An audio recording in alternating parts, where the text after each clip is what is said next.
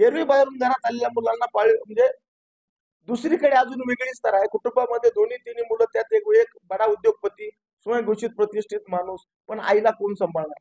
म्हणजे ही सातत्यानं आईच्या संबंधाने बोलत आहे.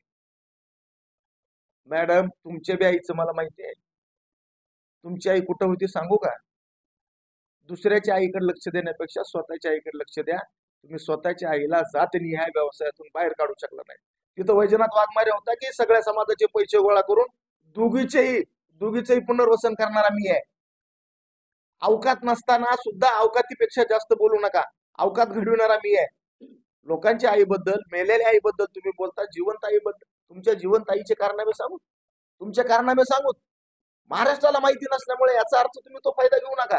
पण सगळं तुमचं काय आहे, सगळं गोड मंगाल. आपण सातत्यानं जर बोलायचं झालं तुम्हाला, तर तुम्ही दर एक महिन्याला थायलंडला कशाला जातो? कुठली ट्रिप करता तुम्ही? जर तुम्ही इराक इराणला, तुम्ही जसं माझं तर गृह मंत्रालयाला स्पष्ट म्हणणं आहे की या बाईचा पासपोर्ट चेक करा. इराक आणि इराणला तुम्ही जाताय, काय करताय तुम्ही? माझं स्पष्ट म्हणणं आहे की या बाईचे इसिस बरोबर संबंध आहेत.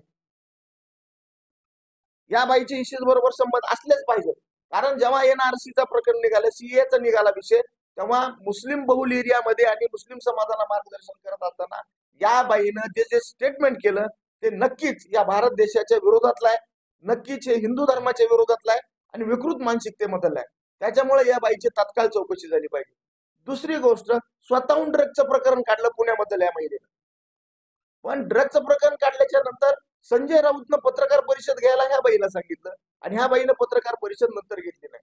म्हणजे कर्मचाऱ्याचे, अधिकाऱ्याचे, मुख्यमंत्र्याचे, मंत्र्याचे, आमदारांचे पोरांना तुम्ही त्याच्यामध्ये गोपनीय ठेवायचं. नंतर काय झालं? काही झालं नाही. म्हणजे तुम्ही या सगळ्या प्रकरणामध्ये त्याच्यामध्ये काहीतरी तुम्ही चिरीमिरी घेतली. त्यामुळे ड्रग प्रकरणामध्ये माझं स्पष्ट म्हणणं आहे की सुषमा अंधारेंचा नार्को टेस्ट झाली पाहिजे आणि संजय राऊतची नार्को टेस्ट झाली पाहिजे.